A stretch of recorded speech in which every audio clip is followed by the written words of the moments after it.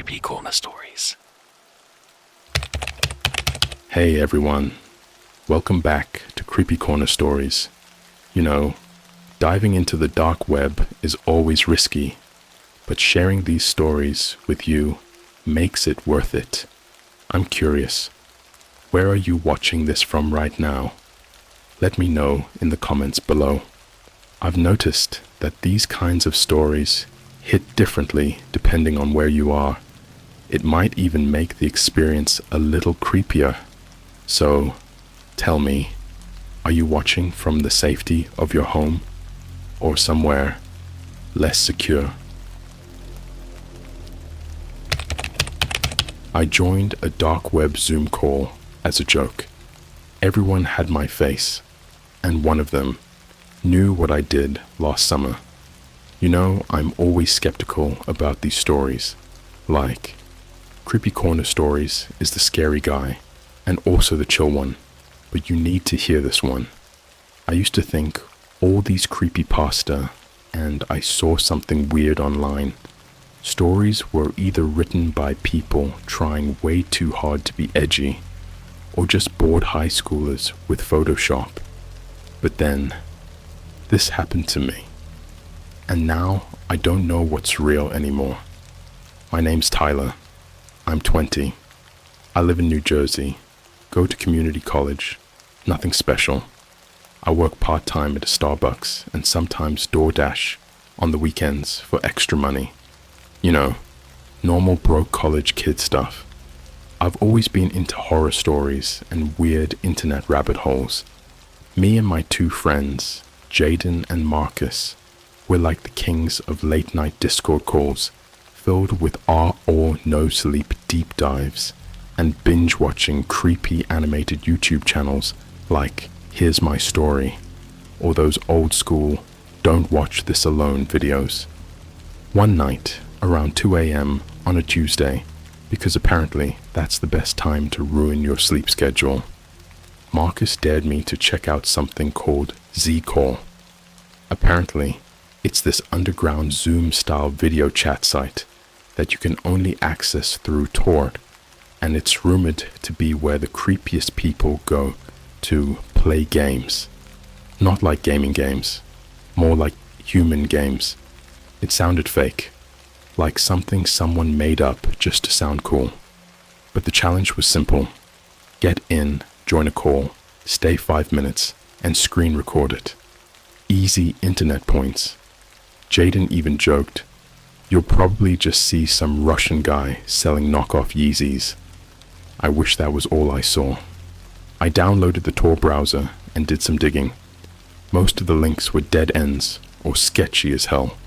But finally, I found it. A thread on an abandoned deep web forum had a link and a warning. Do not enter a call without protection. Never join as yourself. Never stay longer than 10 minutes. It sounded like a dumb ARG. I clicked it. The site looked like an old version of Zoom from like 2017. Very basic. White background, blue bar, the works. It auto-generated usernames and didn't require login. Just a big red button in the middle. Join call. Here's where things started to feel off. Before I joined, I opened OBS and started screen recording, just in case. I clicked join. It loaded for a bit. Then my screen went black. Like, not dark, pitch black, for a good 10 seconds. Then suddenly, boom, my webcam lit up. Except I didn't see myself. I saw me. Like me, sitting in a chair. Same hoodie, same backwards cap, same room layout. But I wasn't moving. I blinked a few times, thinking maybe it was lag or the feed had frozen. Then my copy smiled and waved. That's when I realized the other windows, the other people in the call, were also me. There were 9 windows, all different angles, all different lighting, but all were me. Same face, same damn face. And they were moving, blinking, even talking quietly to themselves. One of them was holding what looked like a bloodied rag. Another was typing something. Another just stared directly at the camera. Then a message popped up on the screen. Tyler Jacobson, DOB, April 3rd, 2005. Starbucks shift leader. Last summer. You remember, don't you? My heart stopped. Because no one outside of our town knows what happened last summer. No one should. I backed out of the call as fast as I could. My heart was racing. I shut off the browser, deleted Tor, closed everything. I thought maybe one of the guys was pranking me somehow. But when I messaged the group, neither Jaden nor Marcus answered for like 20 minutes. And when Jaden finally responded, all he said was, "Bro, don't joke about that. You promised we wouldn't bring it up again." I didn't sleep that night. I kept staring at my webcam like it was about to come alive. The next day, something even weirder happened. I went to Starbucks for my shift, and this old dude, gray beard, sunglasses inside, trench coat, in July, comes up to the counter, orders a black coffee, and says in my voice, "You should have stayed in the call." I froze. My manager had to finish the order because my hands were literally shaking. I don't remember what I said or how I got through the shift, but I left early. I felt like I was being watched constantly after that. That night, I got an email from an address that was just a bunch of numbers and letters. No subject, no text, just an attachment named DO_YOU_REMEMBER.move. It was the screen recording, except I never saved it. I deleted OBS right after, but the video wasn't just the call. It kept going. It showed the moment after I closed the window. It showed me sitting at my desk, breathing heavy. Then the webcam turned back on by itself in the video. And behind me, someone was standing in the doorway. Someone who looked exactly like me. So after that night, I didn't open my laptop for a full 3 days. I unplugged it, shoved it in the back of my closet, and just avoided it like it had a virus that could reach through the screen and strangle me. I didn't tell my parents, didn't tell my manager, barely spoke to Jaden or Marcus. I just kept my head down and tried to pretend life was normal. It wasn't. The air around me felt heavy, not just emotionally, literally, like the oxygen in my room had turned to something thicker. I couldn't breathe right. My thoughts started spiraling fast, like my brain was in a centrifuge, spinning out of control.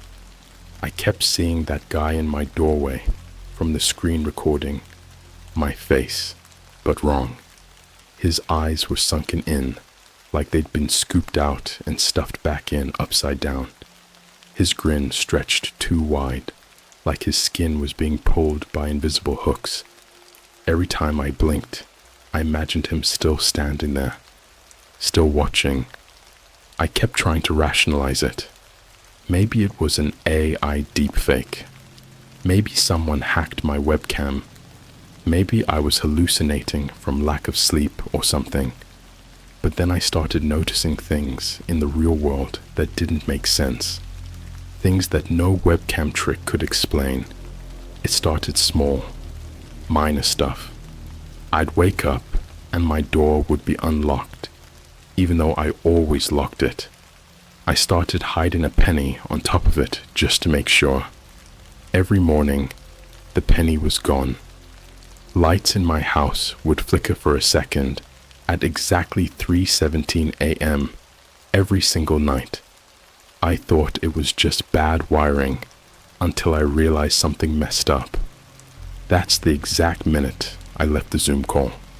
It got worse when I found the first Polaroid. It was taped to the inside of my bedroom mirror, just there, perfectly centered. I don't own a Polaroid camera. I don't even know anyone who does. It showed me sleeping in my bed, no lights on, same blanket, Same angle, as if someone was standing in my room. And written in shaky Sharpie at the bottom, in handwriting I recognized as mine, were the words, "This isn't your room anymore." My stomach flipped so hard, I thought I was going to puke. I called Marcus first, told him I was losing my mind, that maybe someone was stalking me. He answered in a whisper, like he was hiding under a blanket. He just said, "I saw him too." I asked, "What are you talking about?" And that's when he said something I still can't forget. I woke up last night, and I was outside. I was just outside in my backyard. No shoes, no phone. My front door was locked from the inside. I think he's using me now.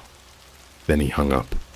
I texted Jaden right after, and all he sent back was a voice memo. It was 4 seconds long, just breathing, but it wasn't Jaden's breath. It was the exact same breathing I heard in the screen recording. The ragged, hollow, slow gasps coming from one of the me's in the Zoom call. You know when someone breathes through their mouth because their nose is broken? It sounded like that.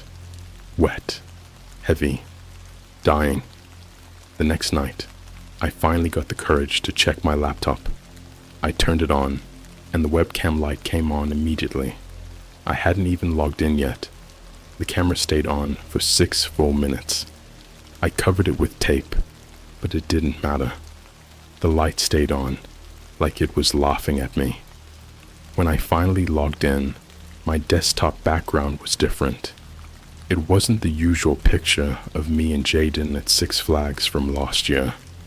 It was black, just a pitch black background with a single red text in the middle. Smile so I know which one to take. I shut it down immediately and threw the laptop in the bathtub. Didn't even fill it with water, just rage tossed it like I was trying to kill a demon. I just sat there staring at it, half expecting the screen to light up underwater like some possessed fish tank. But it didn't. It was dead. For now. The next day was when the real nightmare started. I was out grabbing food from McDonald's, just trying to feel normal again. Got a 20-piece nugget meal and sat in my car watching TikToks with the windows down. That's when someone walked by my car wearing my hoodie. Same hoodie. Red, oversized Champion hoodie I got from the Cherry Hill Mall last winter. I stared at him. He stared back. And when I say he was me, I don't mean looked like me. I mean mirror copy. My face. My hands. Same little scar above my eyebrow from when I hit my head on the corner of a shelf as a kid. But his eyes were rolled up white, like a doll. No pupils. And his smile. He wasn't smiling with his mouth. He was smiling with his skin, like his entire face was being stretched to smile by something inside him. I fumbled with my phone to try and take a picture, but the screen was just black, like my phone camera had been hijacked. He didn't say anything. He just pointed to my passenger seat. So I looked, and there was a Polaroid sitting there, right on the seat. This one showed me at Starbucks, standing behind the counter. But this time, I wasn't alone. Someone was in the back storage room, barely visible, peeking out from behind the supply shelves. And again, they had my face, but their mouth was wide open like they were screaming silently. Behind them, the words, "He took my smile," were scratched into the wall. Not written, scratched. I turned back to the guy outside. He was gone, just vanished. No sound, no movement, like a movie glitch. When I got home that night, my entire house smelled like metal, like iron, like blood. I didn't want to go inside, but I didn't want to stay outside either. I cracked the door open and just listened. Nothing. Silence. Then I stepped in and felt something squish under my foot. It was another Polaroid. This one was different. It didn't show me. It showed Jaden. Except, Jaden was tied to a chair. His mouth was gone. Not like duct taped or anything. Just gone. Smooth skin where lips used to be. His eyes were wide open, and there was a hand, my hand, holding his head still. In the background, someone was holding up a phone, displaying the words, "One of you doesn't deserve to exist." And then, my phone rang. It was Marcus. But when I picked up, it wasn't him. It was me. But not my voice. Just a distorted, sick version of it. Like someone dragged my voice through broken glass. "I'm in your closet, Tyler." I didn't turn around. I just ran. Out of the house. Screaming. Crying. I don't care how that sounds. I ran until I couldn't feel my legs. Didn't stop until I reached the main road and flagged down a car. An old couple pulled over and let me in. They didn't say much. Just looked at me like I was crazy.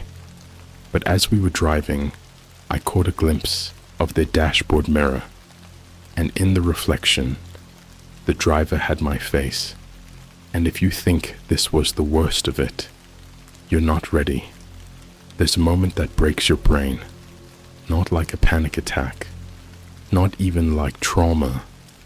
I'm talking about something deeper. A moment so cold it starts somewhere behind your eyes and leaks down your spine like a drug you didn't consent to take. For me, that moment was when I realized something horrifying about the couple in the car. They weren't imitating me. They were made from me. Their faces weren't just copied. They were warped versions of moments from my life. The woman's expression, I remembered it. That exact look of quiet terror.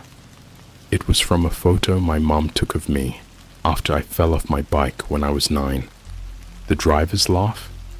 It was mine from a Snapchat I posted in 2020 when I pranked Jaden by switching his shampoo with mayo. These things weren't wearing masks. They were stitched from memories, stolen ones. I didn't wait to see where they were taking me. When we hit a red light, I bailed, opened the door, threw myself onto the pavement like I was escaping a hostage situation, which, I guess, I was. I scraped half my arm open, but I didn't care.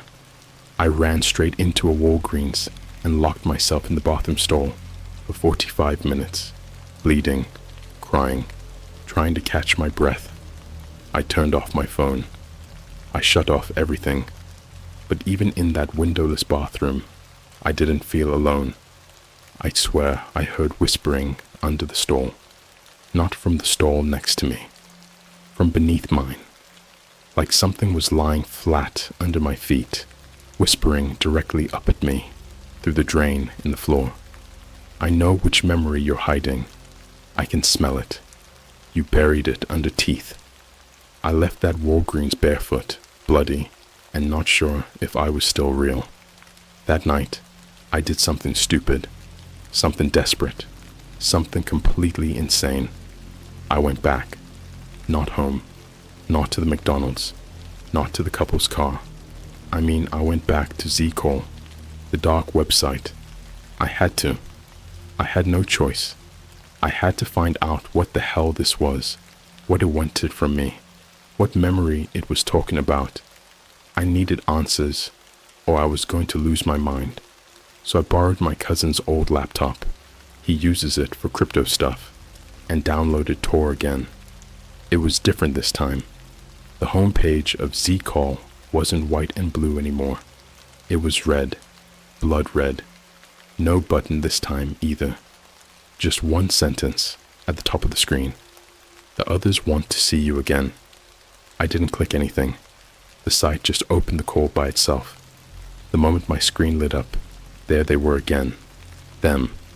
The me's. But different now. Rotting. One had no skin, just muscle, and eyes and teeth.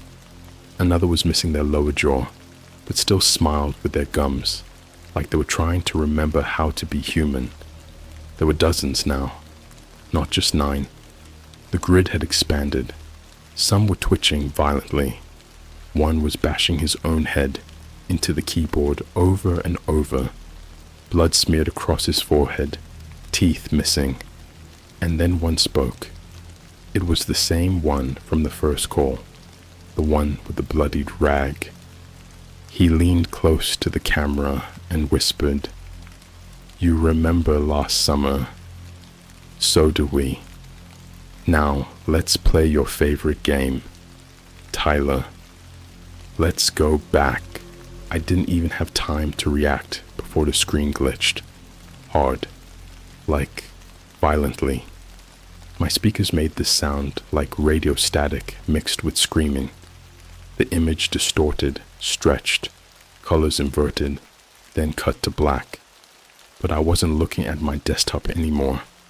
I was inside the memory room. That's not a metaphor. I was in a room. Not physically. I know this sounds insane, but I was trapped in a visual space, like a VR simulation, except this one hurt. Everything had this raw, vibrating tension, like the air was screaming through your skin. The walls were made of screens, dozens of them. Some showed security footage of my house. Others showed things I never filmed. Me brushing my teeth, tying my shoes, crying alone in the bathroom after my girlfriend broke up with me. But the worst ones, they were playing memories I forgot I had. There was one from when I was 4 years old, hiding in the closet while my parents fought downstairs. I was holding a flashlight in my mouth so I could play with my Power Rangers without them hearing me cry. Another showed me at 13, standing in a cemetery. Except, that one? That wasn't a memory. That was a secret. I had never told anyone. I was there with Jaden. I was holding a shoebox. Inside was something we were never supposed to find. Okay, here's where it gets hard to explain. Here's the part that makes me feel like I'm losing what little sanity I had left. Last summer, we found something in the woods behind the golf course. There's this abandoned concrete drainage tunnel we used to skate through. One day, we heard these noises coming from inside. Soft crying. We thought it was an animal, but what we found was a man, or what was left of one. He was chained up, barely breathing. His eyes were sewn shut with fishing wire. His legs were broken at the knees. He looked like he had been fed just enough to not die, and carved into his chest, in huge, infected letters, were the words, "I am the copy." Jaden freaked out. He wanted to call someone. I didn't, because the man looked like me. Not exactly, but close enough that something in my brain snapped. I panicked. I thought someone was trying to clone me or blame me or something. I didn't think. I grabbed a rock and, no, I can't even say it. But now I know why the screen said what it did. You buried it under teeth. Because I did. We didn't report it. We buried him under loose dirt and trash behind the cemetery. We swore to never speak of it again. But now, someone found him. And they didn't just find him. They copied him. Back in the memory room, all the screens turned black, and then they all lit up with one single phrase in white, flickering text. You made one of us. Now we're making more of you. And then the lights came on in the room. Not digital lights, real ones, fluorescents, buzzing overhead. I saw my own body tied to a chair in the middle of the room, except it wasn't me now. It was me from last summer. I was clean-shaven, wearing the same Nirvana shirt I wore that night. I watched as one of the copies walked in behind me with a rusty drill. No expression, just calm, precise movements. He whispered something into the past version of me's ear. I couldn't hear it. Then he began to draw through my face. Slowly, mechanically. I felt it. In real time. My nose started bleeding in front of my monitor. I blacked out. When I woke up, I was in my bed. Same room, same bedspread. Everything looked normal.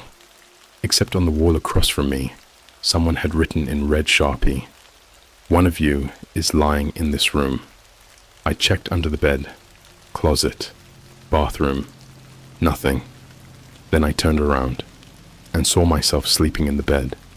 And if you think you understand what's happening, you don't. Not even close.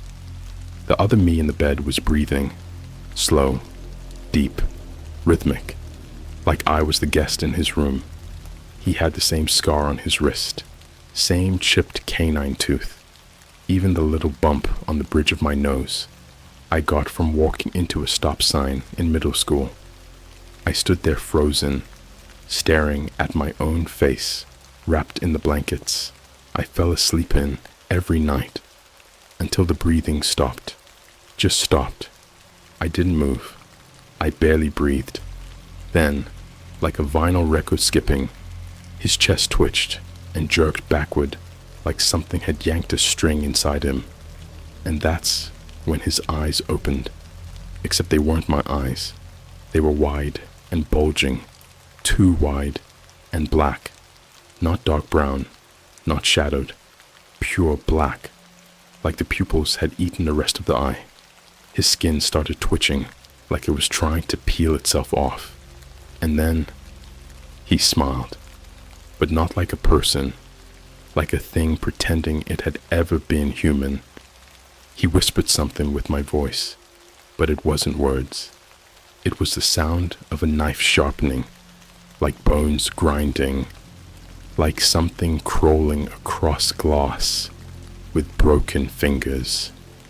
His mouth opened wider than it should have, skin tearing at the corners. And then I noticed his teeth. They were all mine, every one of them, every cavity, every filling, every crooked little incisor. I recognized them because I had lost them, literally. All my baby teeth, all the ones I'd chipped over the years, every single one was inside his mouth, even the ones I'd long forgotten. I backed up so fast, I knocked over the lamp.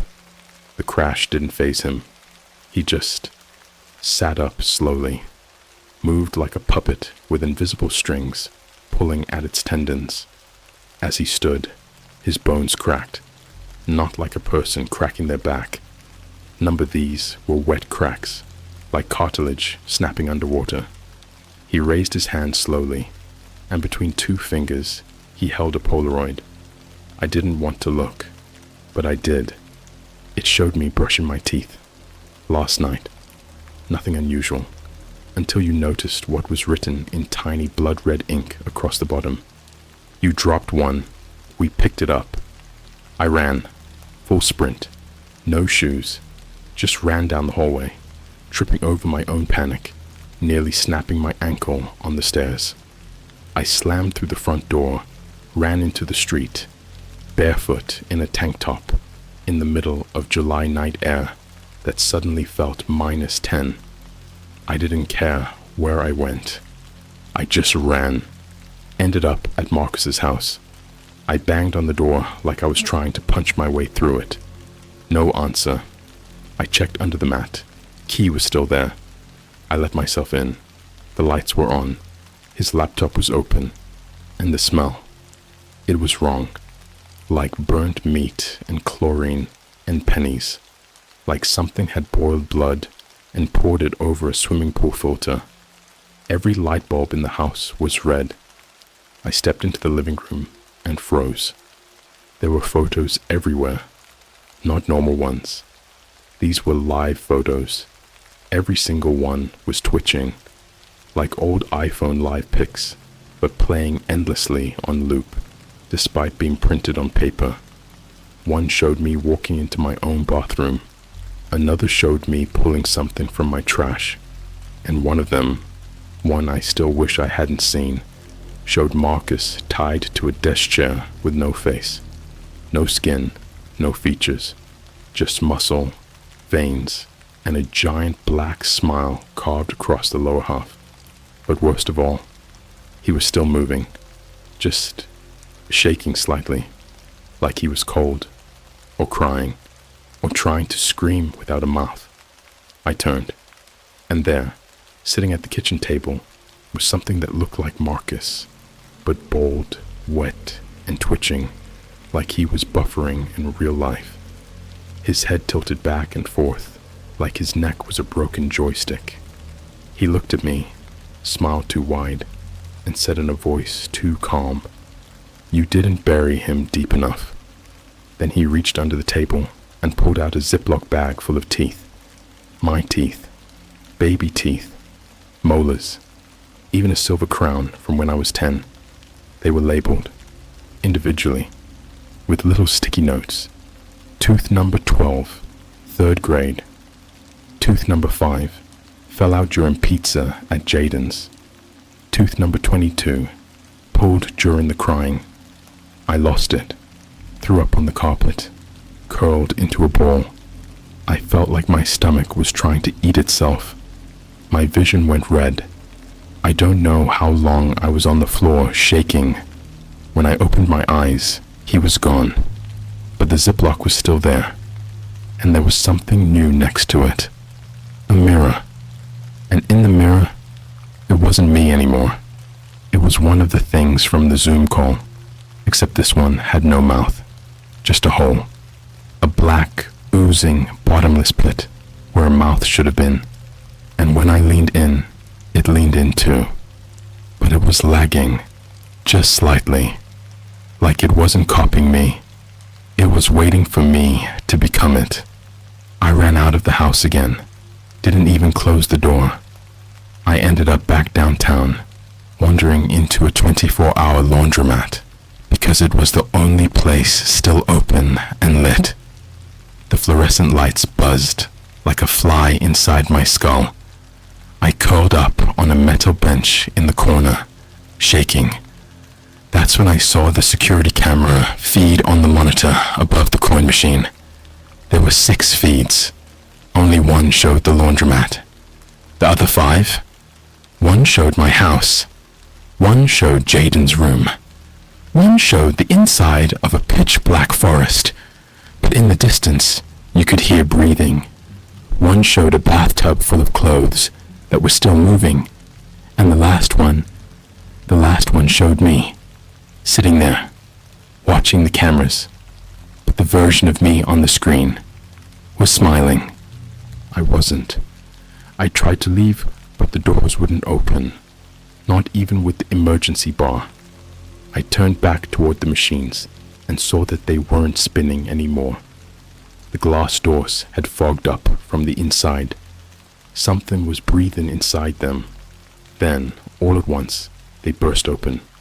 And inside, Polaroids, hundreds of them, all dry, all warm, all of me. One showed me standing over that man in the woods last summer. Another showed me digging with my bare hands. Another showed Marcus in the background, screaming. Another showed my parents sleeping, and me standing at the foot of their bed with something sharp in my hand. I don't remember any of these, but the timestamps said they were real, and then my phone buzzed. Battery was at 1%. One text message from an unknown number. "You're not the first, Tyler. You're just the last one who doesn't know he's a copy. There's only one thing left to tell you, and it's the part no one believes." The text made my lungs collapse. "You're not the first, Tyler.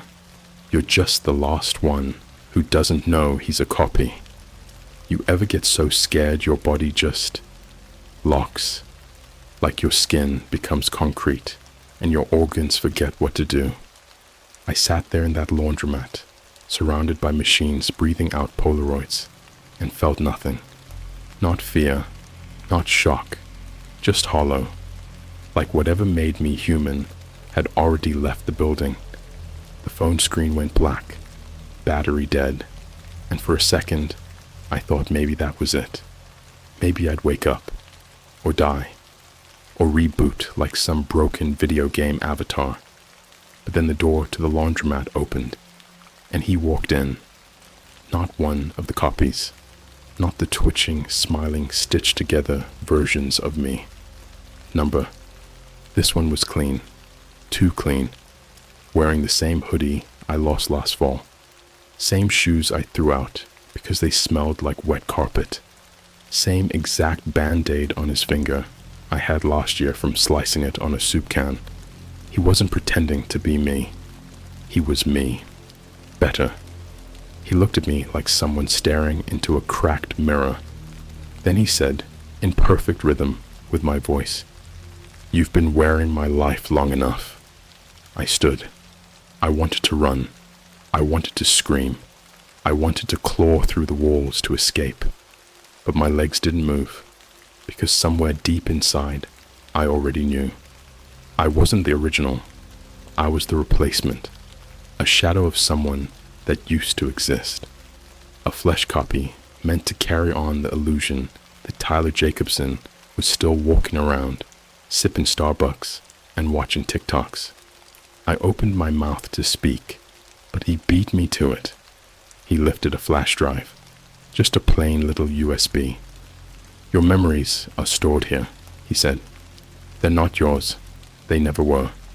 You're just a patchwork, a puppet, a scarecrow stitched together with bits of data." I stepped forward slowly, still shaking. "Then where's the real me?" I asked. His smile dropped. "He didn't work. We tried to fix him, but he kept remembering things. He wasn't supposed to. The teeth, the woods, the man chained to the tunnel wall." He took another step forward. "That was the glitch. You weren't supposed to bury him." And that's when I remembered. Not just the body, not just the blood. Everything. The screaming. The way his fingers tried to spell something in the dirt before he bled out. The word "same" carved into his tongue. The fact that the man in the tunnel didn't just look like me. He was me. The real me. The guy in front of me, original Tyler, lifted his shirt. Underneath was a long, brutal scar down his chest, like someone had cut him open to see what made him work, and then stitched it back up with metal wire and rage. "We've been testing," he said. "You're version 13. He pointed to the ceiling. Cameras, tiny ones, red lights blinking. The others failed. One tried to kill Marcus. One ran into traffic. One chewed out his own vocal cords before he could speak. But you," he paused, "you lasted longest." Then the lights in the laundromat went out. All of them. Instantly. Pitch black, except for the flash and glow of the coin machine.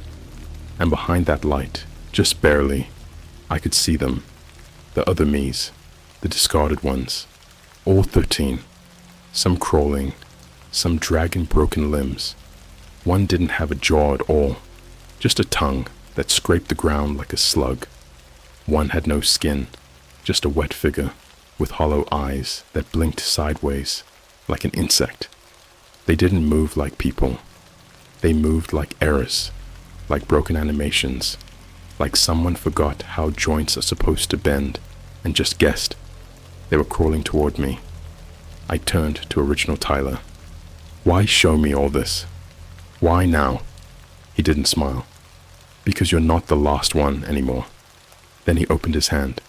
Inside, it was a Polaroid of me, the current version, sitting at my desk, smiling, looking normal.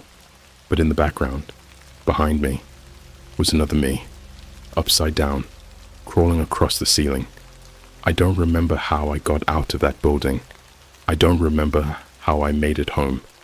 All I remember is waking up in my bed, again, with one thing different. My mirror was gone, just gone, ripped off the wall. All that was left was a message scratched into the drywall in tiny, jagged lettering.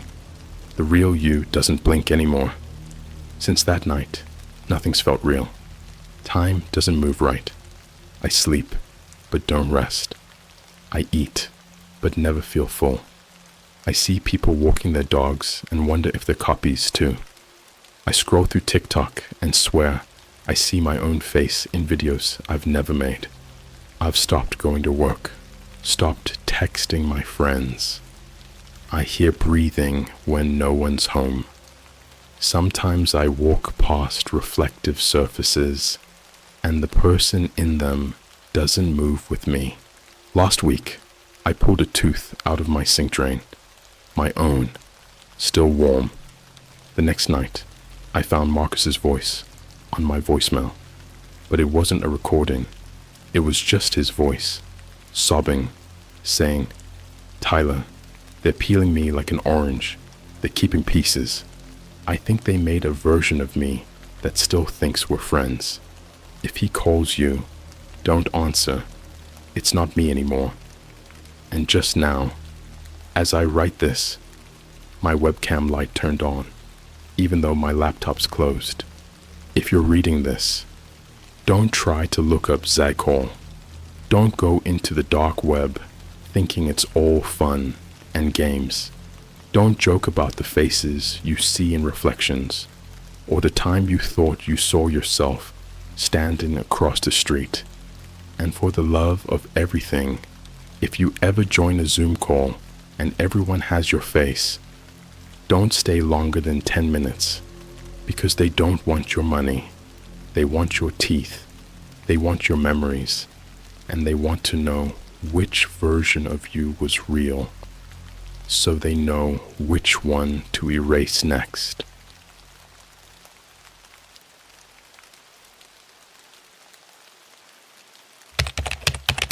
I ordered a mask from the dark web for a Halloween party. It came with instructions and a victim. Okay, listen this one, folks. Maybe it'll sound fake. Maybe it'll just come off as one of those late-night YouTube creepypastas with the echoey music behind it. But everything I'm about to tell you is 100% real. You don't have to believe me. I probably wouldn't either. But I can't sleep anymore, and every time I look at my front door, I check if the chain lock is still on. You'll understand why soon. Let me take it from the top. I'm 20. I live in a shared apartment just outside of Portland, Oregon, with my roommate Trey. Pretty chill dude. We both go to community college, and we're into weird internet stuff. Analog horror channels, old creepypastas, even messed up urban legends. Not like satanic panic type of people, but like, we just find that stuff fun. Mostly harmless fun.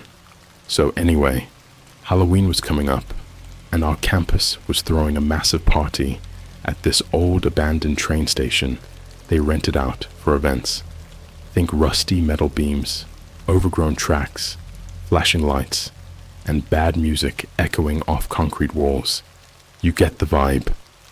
People were going all out with their costumes, and I wanted something that stood out. I made the mistake of saying that out loud while scrolling through TikTok and saw those AI-generated dark web unboxings. You know the ones. Creepy guys opening crates with old dolls, weird notes, sometimes even blood-stained clothing. Obviously fake, but spooky in that fun, cheesy way. Trey looked up from his bowl of Cinnamon Toast Crunch and said, "Yo, why don't you try ordering something from the dark web? Just for the vibes, bro." And because I'm an idiot who wanted to impress a girl I had no chance with, I actually said yes. I spent 3 days researching how to access the dark web. I'm not going to explain how, because I don't want anyone going down the same rabbit hole. Just know that after enough Reddit threads, Discord DMs, and VPN juggling, I found a site called Mask Market, spelled with 3 Ks, weirdly. The landing page was glitchy, black background, with flickering red text like something out of a 2004 horror game. It just had one message at the top: hide yourself to reveal the truth. Creepy, but again, I thought it was all a gimmick. The page was full of different masks, some latex, some made out of like wood or porcelain, but they were expensive, like 400 plus expensive, until I found one listed under a category called Live Acts. It was just a photo of a blank face mask, all white, with 2 narrow eye slits and no mouth hole. Looked like something you'd see in a low-budget slasher movie. But the caption underneath it is what made me stop. Includes instructions, includes identity, includes sacrifice. $13. Includes overnight shipping. Now I'm not stupid. I figured it was a scam or a prank. $13 for a full mask, plus shipping. But the site accepted crypto, and I still had some left over from that time I tried day trading during quarantine. So yeah, I bought it. It arrived the next day, just like it promised, but it didn't come in a regular package. It came in a greasy brown envelope, no return address, no branding, just my name and apartment number, handwritten in pencil. When I opened it, the mask was wrapped in wax paper, old-fashioned style, like it was from a butcher shop. It smelled like rust and vinegar, not strong, but weird.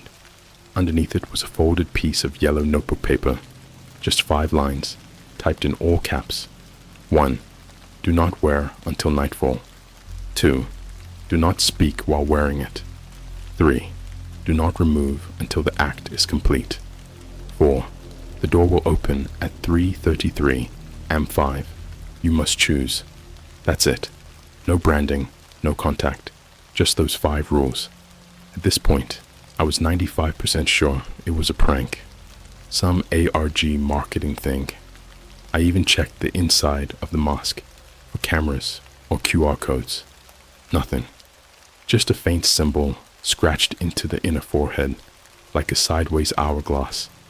That night, Trey was out, and I figured, screw it. I'll wear the mask and take a stupid mirror selfie for Instagram. Maybe scare some kids on Snapchat. Just vibing, you know. I put the mask on around 8 p.m. I didn't say anything, obviously.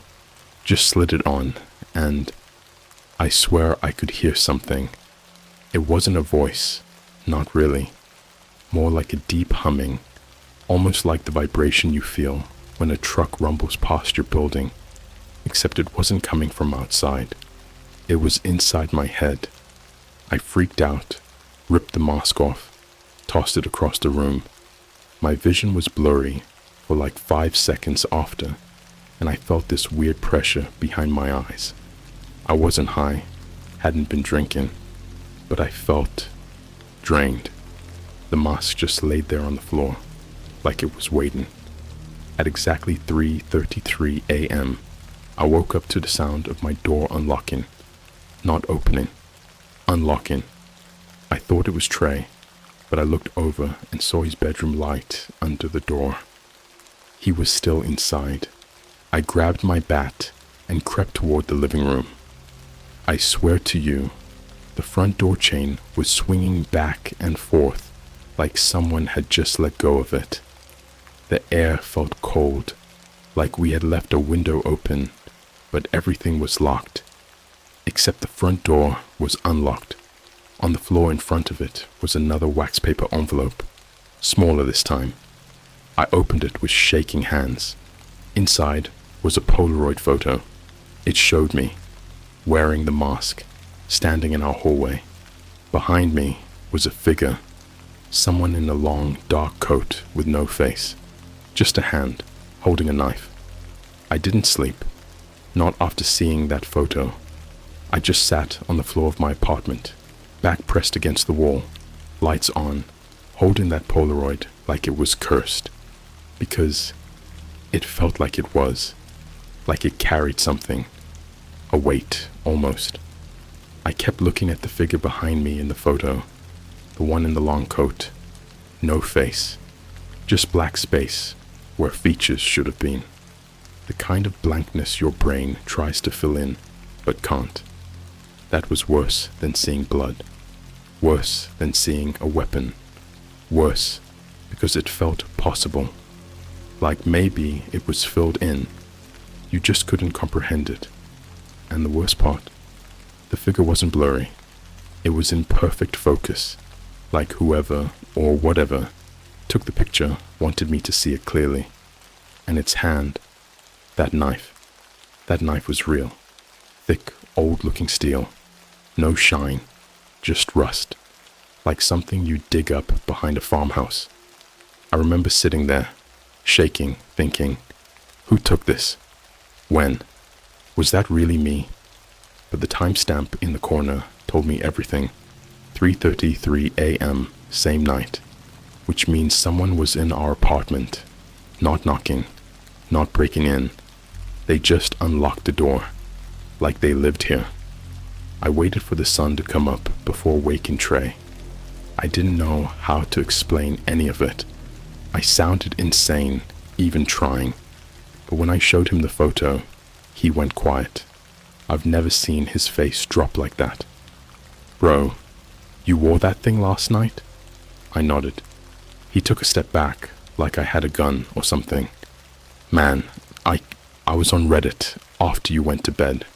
I saw this post, deep web thread, some guy talking about getting a package from a site called Mask Market. He pulled up the post, but it was gone. Like, the entire thread had been deleted. Every reply, every account involved, just a 404 error. But he remembered one thing, word for word. If you get the envelope, burn it. If you get the second one, it's too late. That stuck with me. The second one, which meant there could be a third. That whole day felt like a fever dream. I couldn't eat. I couldn't think. I kept the photo under my hoodie, paranoid that somehow someone else would see it and get, I don't know, involved. We didn't go to the party that night. Instead, we sat in the living room with the lights on, baseball bats in our laps, watching the door like it owed us money. Around 9 p.m., Trey passed out on the couch. I tried to stay up. I really did. But I must have dozed off, because I woke up at exactly 3:33 a.m. Again. This time, the lights were off. The TV was still on, just static. I didn't even hear Trey breathing. I turned to the couch, and he was gone. The front door was wide open. The chain was hanging again, swinging slightly like before, tapping against the door frame. Click, click, click. That sound still lives in my head. It wasn't loud. It was soft, like someone was doing it on purpose. I stepped into the hallway and nearly screamed, because sitting in the center of our doormat was a box. Not a wax paper envelope this time. A wooden box, small, looked handmade, like something your creepy uncle would keep war medals in. It had no lock, just a metal latch. I opened it, hands trembling. Inside was a second mask, smaller, shaped like a child's face, but made of metal. Another yellow note, a black USB stick, and a chunk of human hair tied with dental floss, dark brown, maybe even Trey's. The note just read, "The mask is hungry. Feed it. Play the file. The act continues." I didn't want to. God knows I didn't. But I plugged the USB into my laptop. There was only one file on it. No title. Just a video. I hit play. The screen was pitch black at first, then a faint flicker, like an old VHS glitching out. The angle showed a basement, concrete floor, walls covered in newspaper, a single light bulb swinging above, and Trey was tied to a chair, hands behind his back, mouth gagged, eyes wide and swollen with panic. I thought it was a sick joke, Maybe even AI generated. But then I heard him screaming through the gag. That was him. And then I saw something else. Me, standing in front of him, wearing the original mask, just staring, not moving, not speaking, just standing there, facing him for over 4 minutes in dead silence. Then the figure pulled something from behind its back. A knife. The same knife from the photo. That's when I paused it, because what was scarier than the violence that might follow was knowing that video had been recorded in advance. That meant someone had filmed this before the Polaroid even arrived. Like this was all part of a script, and I was playing my role perfectly. I called the cops. Of course I did. You think that'd fix things, that someone would show up, see the evidence, and do their job. But here's where it gets impossible to explain. The moment the cops entered our apartment, every piece of evidence was gone. The photo, missing. The box, gone. The USB stick, now just an empty drive with no files. Even the masks, both masks, were nowhere to be found. Trey's room, empty. They assumed he ran off. They told me I probably had a psychotic episode, maybe due to lack of sleep or something I'd taken. They offered to bring me in for a voluntary evaluation. I refused, and that's when I realized I was alone now, completely. It's been 3 days since then. Trey hasn't come back. His phone is off. No posts on Instagram. No replies in the group chat. His location is frozen on the map app, right outside our building, like he never left. But then this morning, another envelope arrived, smaller this time, a business card inside. One word printed in blood red ink, choose, and on the back, a QR code. I scanned it. It led to a private live stream. The screen was black, but the countdown was already ticking. 00:23:54. Whatever happens when that timer hits 0, I think it'll be final. And I think I'm not just part of the audience anymore. I think I'm the next act. You ever watch something knowing, fully knowing, that it's going to end you? Not figuratively, not emotionally. I mean literally, watching a countdown tick toward a moment that's been decided for you, like you're just a character in a story someone else is writing with your bones. That's what it felt like, staring at that black live stream screen, red numbers ticking down like a slow heartbeat.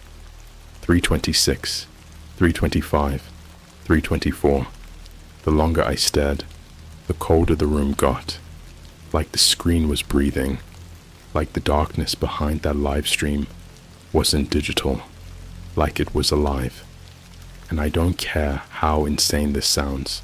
I swear I could hear whispering coming from my speakers, just faint enough to question if it was real. I tried unplugging my laptop, didn't stop the countdown. I closed the browser. It reopened on its own. I took the battery out of the laptop, threw it in the sink. The screen stayed on. Nothing changed it. And when the timer hit 00:00, the black faded to an image. A room, demonsoys, pale blue lighting, tiled floor, one metal drain in the center. At first, it looked empty, until the lights buzzed and a figure shifted in the corner. Trey, or at least what was left of him. He was still alive, but barely. They had done things to him. Things you only read about in war crime reports. Things they'd censor from every movie. His legs were mangled like they'd been run over, bones poking through, skin wrapped in duct tape and smeared with this dark, sticky fluid that looked like motor oil. His hands were tied above him, wrists raw and bruised, body half hanging from a hook on the wall. But it wasn't just the injuries. It was his face. His face had been removed, not skinned, not mutilated, just gone, like someone had surgically cut it off and replaced it with the first mask, the white one. It was attached directly to his skull with rusted staples, like the mask had become his face, and he was screaming beneath it. Muffled howls, wet and inhuman, not like he was in pain, like he was begging me to stop watching. And then the camera turned, slightly, like someone, whoever was filming, wanted me to see what was next. A table, on it, a box, another envelope, another note. But this time, the envelope had my name on it, typed, not handwritten. The figure, dressed in the same long coat from the Polaroid, walked into frame. Still no face, just that same void where features should be. He opened the box, took out a third mask. This one wasn't blank. It was shaped exactly like my face, like someone had modeled it out of wax and flesh. The same jawline, same nose, same tiny scar on my left cheek from a biking accident when I was 10. It was me, and behind the mask, in the box, was a photo. It was my parents, bound, gagged, in a dark room, and behind them, the same red symbol from inside the first mask was painted on the wall, only this time, it was glowing. And then, the final thing came into frame, a burner phone. It started vibrating on the live stream, and then, so did my actual phone. Same number, no caller ID, just vibrating. I answered. I don't know why. Curiosity? Stupidity? The voice on the other end wasn't human. It sounded like a person trying to sound like a person, like when a parrot mimics a scream. Something off, rehearsed, hollow. It said, "We gave you the stage. You chose to watch. Now you must perform. Feed the mask, or we start with Mom." Then the line cut. I blacked out for a second. Not metaphorically, like literally lost time. Because when I came to, it was 6:12 a.m. and there was a box on my kitchen table. Same exact box from the live stream. Same photo of my parents inside. Same mask. My face, blank-eyed, smiling faintly, like it knew something I didn't. And there was one more thing inside. A knife, wrapped in kids' birthday wrapping paper. Bright colors, cartoon balloons, topped with a sticker that said, "For the actor." Underneath it was the final note. Typed, plain, one sentence. "Take a life wearing the mask, or we take the ones behind the photo." I threw up. Right there, on the floor. Just collapsed, retching, shaking, bile stinging my throat. My whole body was screaming. Every survival instinct said burn the mask, call someone, run. But you know what's worse than terror? Guilt. Because I didn't burn it. I didn't throw it away. I kept it. I put it on. I told myself it was just to think, just to understand. But the moment I did, something clicked, like a gear turning inside my skull. Everything changed. My breathing slowed. My thoughts cleared. The panic, gone, completely, like it was pulled out of me. And in its place was this numb hunger. It wasn't mine. I swear it wasn't. It came from the mask. And that's when I realized this wasn't a costume. It was a parasite. And it was feeding through me. I looked in the mirror. My reflection was wearing the mask. But behind the eye holes, I swear on everything, I could see something else. Moving. Not my eyes. Something behind them. Watching. Waiting. I walked outside. It was still early. Street mostly empty. Pale gray light breaking over the rooftops. And that's when I saw her. Just walking her dog. Headphones in. No clue. No idea what kind of monster was walking 10 feet behind her. I felt the knife in my jacket. I felt the mask tightening around my face. And for just a second, I almost did it. I took a step forward, then another, raised the knife. Then she turned around, smiled. "Good morning." Just that. Just a normal, everyday kindness. And in that tiny moment, it was like a wire snapped. I ripped the mask off and screamed. She jumped, called someone. Cops came. I was detained, questioned, told them I had a psychotic break. They took the knife, took the box, but they didn't take the mask, because it was gone again. Now I sit here, alone. There's been no live streams, no packages, but yesterday, I got a notification, private Instagram message, no user handle, no profile photo, just a message that read, "Thank you for your audition. We'll be in touch soon for the final performance." I clicked the message. It opened my camera. No controls, no settings, just the screen showing me. And on my face, the mask. If you think that was the worst of it, I haven't even told you what happened to the girl with the dog. There's a difference between being haunted and being hunted. One comes with memories, the other comes with instructions. I didn't choose this story, it chose me. And by the time you realize that, you're already halfway inside the costume. It's been 9 days since the last box, since the mask showed up in my camera, like it was glued to my face, even though I wasn't wearing anything. I haven't slept properly, haven't eaten a meal that stayed down. I moved into a Motel 6 outside Eugene, Oregon, cash only, no ID, cheap walls.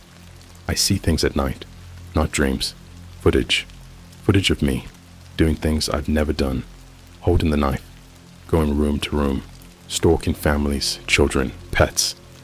I close my eyes, and it's like I'm inside a private theater built just to show me versions of myself that shouldn't exist. And every time, the mask is on my face. But I'm not looking through the eye holes anymore. I'm watching myself from behind the mask. So let's talk about the girl with the dog. Her name was Mia. I found her Instagram 2 days after I saw her on the street. I don't even know why I searched for her. I just remembered her golden retriever had a blue bandana with a Starbucks logo on it. I typed Portland plus dog plus blue scarf into TikTok and got exactly what I didn't want. Her profile, a coffee with Mia, all golden hour selfies, art school captions, coffee shop reviews. But the most recent post made my blood stop in my body. Can't believe I made it onto the flyer. So hyped for the midnight art crawl downtown. Come through and say hi. Costume theme, anonymous faces, your masked crawl, downtown creeps, Halloween 2025. The flyer was aesthetic, glitchy neon text over a blurry face with hollow black eyes. Theme, anonymous masks. Date, October 30th. Time, 11:11 p.m. Location, under the Morrison Bridge. One night only. Invite only. Now, here's the part that made me drop my phone. The mask on the flyer, it was mine. The white one. Same scratches, same design, the same symbol carved inside the forehead. That meant someone took a photo of it, probably while I was sleeping, maybe while it was on my face, and turned it into the logo for a public event. They were spreading it now, mass producing the ritual. The next night, I drove downtown, not to go in, just to see. The bridge was glowing red from dozens of lanterns, not regular lights, paper lanterns, old Japanese style, dangling from wires like veins. There were people entering a tent near the river, all wearing versions of that mask. Some were cracked, some were full black. Some had smiles cut too deep, slits that reached the chin. I watched one guy get denied entry because his mask was plastic. Party City level cheap. Two huge guys in dark suits dragged him into the alley behind the parking lot. He never came out. I don't know what snapped in me. Maybe I was tired of hiding. Maybe the mask had gotten into me. I went back to my car, grabbed my old hoodie, and reached under the seat where I'd hidden the original box. I opened it. The mask was inside again. It had returned, even though I'd thrown it into the Willamette River 6 nights ago. It was dry. I put it on, walked under the bridge. No one questioned me. I was part of them now. The tent was bigger inside than outside, some kind of optical illusion. The air smelled like wax and rotting fruit. There were tables with silver trays of raw meat, blood-red drinks, masks nailed to the walls like trophies. At the center of the room, a stage, and Mia was on it. She wasn't performing. She was tied to a chair, like Trey, except they'd taken her dog and stitched its leash around her neck like a collar. Her eyes were wide. She was breathing like she was drowning on dry land. And beside her stood someone with a clipboard and a megaphone. He wore a suit with a red tie, and his mask looked like a baby doll left in a fire, melted, one eye drooping lower than the other. He looked at the crowd and said, "Final act of the night. The mask has chosen its vessel. You may come forward." Everyone turned and looked directly at me, and suddenly I knew. I wasn't here to watch. I was here to finish what started in that photo. I stepped forward. Every footstep felt like sinking into wet clay. Mia saw me. Her lips moved. She recognized me. I could see it in her face. She was begging me to remember that morning, that moment on the sidewalk, that tiny flash of kindness. And for a second, I felt it. I felt human again. But the mask wasn't just sitting on my skin. It was inside me now. And it hated that memory. I felt my hand move. The knife was already in it. I don't remember pulling it out. I don't remember where it came from. The suit guy stepped back and nodded. The crowd started chanting in a low, rhythmic tone. Not words, just noise. Like static turned into language. "Feed the mask. Feed the mask." I stood over her, raised the knife, and in that moment, she whispered something through the gag. I couldn't hear it, but it shattered something inside me. I dropped the knife. The chanting stopped. For half a second, everything was quiet. Then the lights shut off. Screams. Not from her. Not from me. From them. The crowd started convulsing. People grabbing their throats, collapsing. The masks were fusing to their skin, melting into flesh. Blood boiling out of eye holes.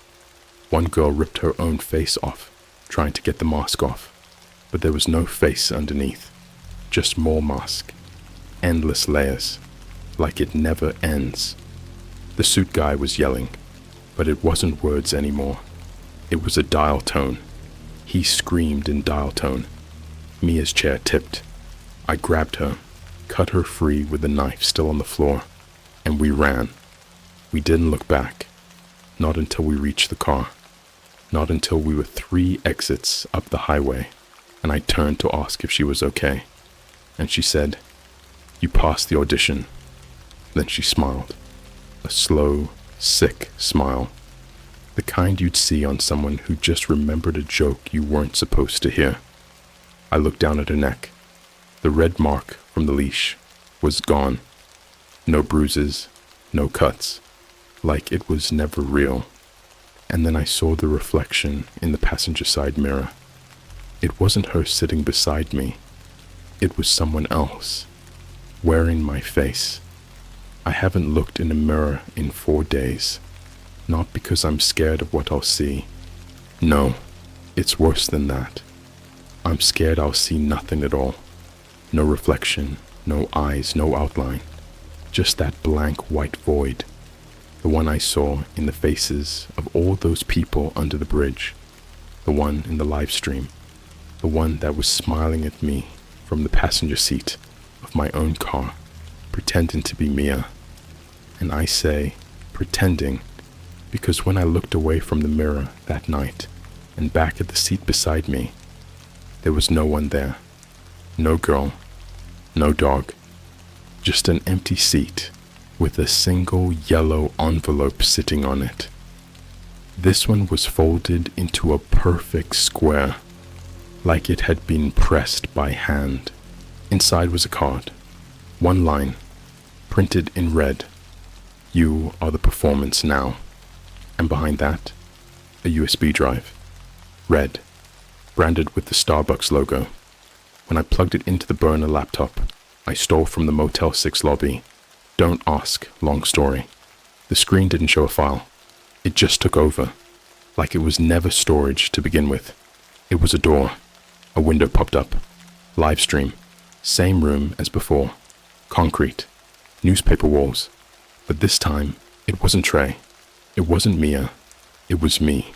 Chained to the same chair. Same gag. Same mask stapled onto my face. The version of me, watching the screen, the real me, couldn't move, couldn't breathe. It felt like my entire nervous system had disconnected, like something had reached into my brain and pulled out all the cords, and now I was just a pair of eyes sitting in a body that wasn't mine anymore. The masked version of me on the screen tilted his head and spoke. There was never a mask, you idiot. There was never a box, never a party. There was just you. You were always the empty one. I tried to shut the laptop. Wouldn't move. Tried to unplug it. The power cord bit me. I don't mean shocked me. I mean bit me. Tiny pin-sized teeth sank into my fingers, and I felt something crawl into my veins. And then the screen changed. A grid of faces. Dozens. Hundreds. All of them people I'd seen before. A barista from a Starbucks I used to go to freshman year. A kid from my high school gym class who went missing. My dad. All of them wearing masks made of their own skin. Stitched, flayed, dried and stretched to fit their faces like wet leather. And below each face, one word. Performed. Then my name popped up. Performance in progress. I stood up, stumbled back, fell into the wall, and knocked over the motel's lamp. The whole room went dark for a second. When the lights came back, the laptop was gone. Just gone. In its place was a VHS tape. You know how hard it is to even find a VHS player anymore. Yeah, I found one. Because the moment I touched the tape, a knock came at the motel door. I opened it. Nobody there. But across the street, one of those free little library boxes, the ones that look like birdhouses where people leave books. The door was already open. Inside was a VCR wired to a portable generator. I carried it back to the room and shoved the tape in. The footage was grainy, black and white.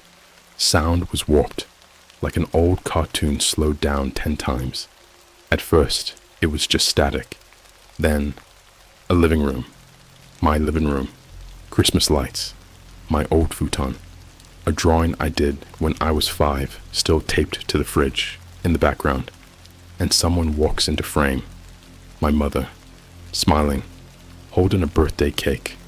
She's talking, but the audio is reversed, like her mouth is moving in reverse, like she's saying, "Happy birthday," backward.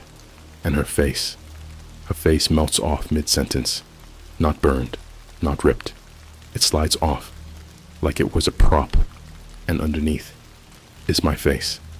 The same waxy smile, same cracked eye sockets. She keeps talking, now with my voice, only it's not coming from her mouth.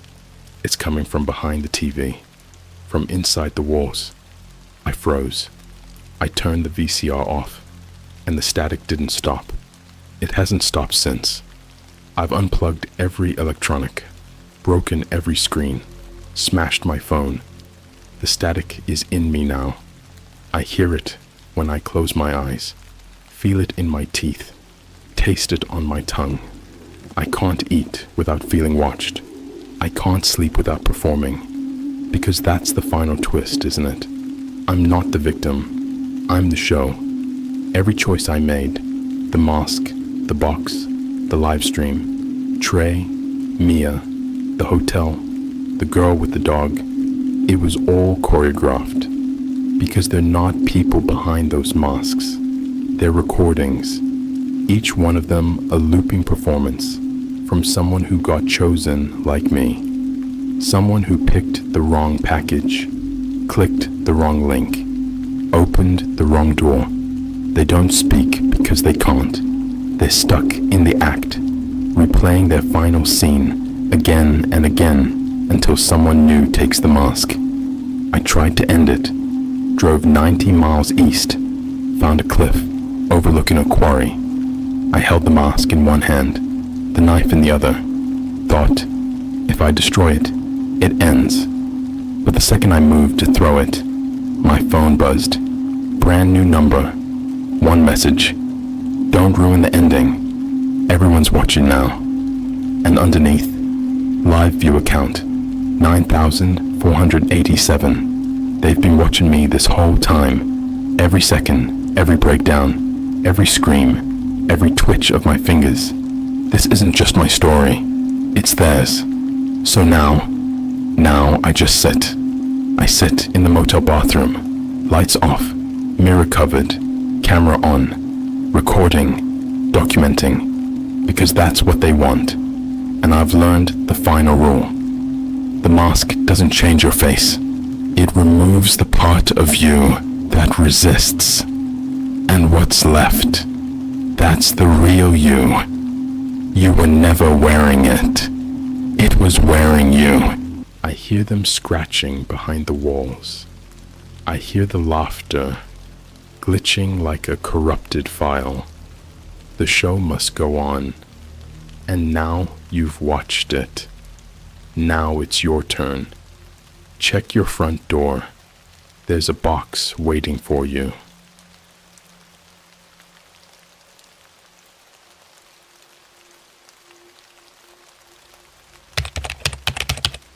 I found a buy one, die one offer on the dark web. I didn't think the return policy would apply to my best friend. Yo, what's up, folks? I've never posted anything like this before, and I honestly wasn't even planning on sharing this story. But something happened last night that changed everything. So if this post suddenly disappears, or my account goes dark, just know, I didn't delete it. Something else did. Alright, let me take you back about 2 months ago. So, I'm just your average 20-something college dropout, living off freelance graphic design gigs and way too much Red Bull. I spend most of my time online. Reddit, TikTok, Discord, the usual. My roommate Zach is the complete opposite. He's more into crypto, guns, conspiracy theories, that kind of stuff. He's one of those guys who has a burner phone for every sketchy group chat he's in. You get the vibe. One night, we were chilling at our place in North Hollywood, just watching old BuzzFeed unsolved videos and scrolling TikTok. It was like 2:30 a.m. We had just downed some sketchy 7-Eleven hot dogs and were feeling that weird sleep-deprived curiosity, you know. That's when Zach looked at me and goes, "Ever been on the deep web?" Now, I'd heard stories. Everyone has. Hitmen for hire, illegal auctions, red rooms, cursed files, all that crap. I always thought it was half myth, half-fed honeypots. But Zach? Nah. He lives for that shard tea. He boots up his dusty-ass ThinkPad, the one with stickers covering the webcam, and some Linux OS that looks like it was made in the 90s. He connects to Tor, launches this sketchy Onion browser, and suddenly, we're in. First couple pages were exactly what you'd expect. forums, drug marketplaces, even a weird ebook club that was just PDFs of banned occult stuff. But one link stood out. It didn't have a title, just a blank square with this glitchy spinning skull gif. The URL was something like "01 Dead One" by xyz.onion. Zach clicked on it like it was just another meme site. The page loads up and it's minimal, just black background, blood red text, and a single header. Buy one, die one. I swear, I thought it was some edgy joke or ARG, like some underground performance art. But Zach's face went pale. Underneath the title was a single sentence. Purchase a gift for someone you love. Someone else will pay the price. Then there were options, literal Amazon-style listings of weird items, like iPhone 15 Pro, $0, 0 cents, PS5 bundle with 4 games, free 1 year free rent in any major US city, a 24-karat gold Rolex, no shipping required. Each item had a red claim button, but under that was fine print in the creepiest font I've ever seen. One life will be taken within 7 days. Return policy void if recipient is deceased. I laughed at first, thought it was some elaborate prank, but Zach was already pulling out his MetaMask wallet and pasting in some crypto address. "Bro, what the hell are you doing?" I asked. "It's free. What if it's real?" That's Zach for you. Chaotic, curious. He claimed the PlayStation 5 and entered my name as the recipient. Didn't even ask. Just typed it in and hit confirm. I was pissed, but honestly too tired to argue. He promised it was fake. Worst case, we get a PlayStation 5. Best case, we laugh about this tomorrow. We didn't laugh. 3 days later, a plain brown box showed up at our apartment. No return address, no label. Just my name, sharpied across the top, in shaky letters. Inside, a brand new sealed PS5. Not a knockoff, not a box of rocks. The real deal. It had everything. Controller, games, cables, even a little note that read, "Enjoy, he won't." That night, I didn't sleep. Now, here's where it gets insane. Zach thought it was hilarious. He posted about it on some fringe Discord server he's in. Took a picture of me holding the PS5 like I won a contest. Captioned it, "Got this from the deep web. One life for one console. LOL." Not even 24 hours later, one of his mutuals, some dude from his conspiracy group, named at Circuit Slicer, died. I'm talking full article on NBC Los Angeles. Died in his apartment under unexplained circumstances. No signs of forced entry, no struggle. Just collapsed in his gaming chair with his mouth wide open, like he'd seen something right before his brain just snapped. Guess who the last person he messaged? Zach. I could tell Zach was rattled, but he still tried to brush it off. Coincidence? That dude was on like 5 different meds. Plus, he lived in Inglewood. You know how it is. But then it kept happening. Over the next 4 days, 3 more people from that Discord server dropped dead. All of them connected to Zach. All of them had interacted with his post. I started to put it together. Buy one, die one wasn't a joke. Someone or something was keeping a cosmic balance, a gift for a life. And since the PS5 came to me, the cost was falling on people connected to me, or him. That's when Zach finally admitted something he'd left out. He didn't just claim the PlayStation 5. He'd also clicked on a second listing, just for fun. Get out of debt free, auto cleared from all credit agencies. And guess whose name he put down for that one? His girlfriend, Camilla. She was working a barista job at Starbucks in West Hollywood, trying to pay off student loans from NYU. The next day, Her debt disappeared. Her credit jumped to 780. All her collections vanished. Zach was high off the power until that night when her younger brother was found dead in his dorm room at UCLA. Same signs, no trauma, just gone. Blank stare, mouth open, like something had been taken from inside. I wish I could end this part by saying we destroyed the laptop, called the cops, or at least deleted the site. But we didn't, because that same night, something new showed up on the buy one, die one page. An order history. It was tracking everything. Dates, IPS names, even GPS coordinates. But one entry stood out. It said, next item in transit. Recipient, Zach Morgan.